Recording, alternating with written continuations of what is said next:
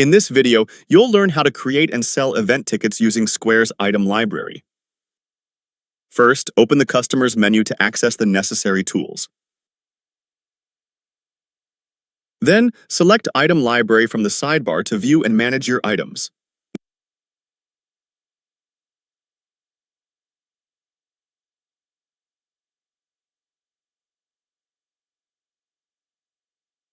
Next, click the Create Item button to set up a new item for your event. Open the Item Type drop-down to begin specifying the kind of item you want to sell.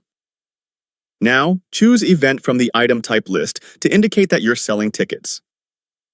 Then, focus on the Name field and enter a clear event title for your listing.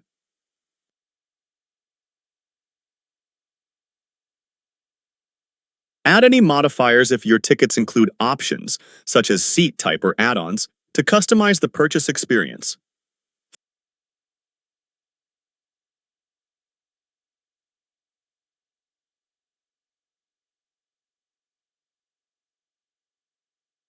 Finally, save your new ticket item to make it available for sale in your Square store.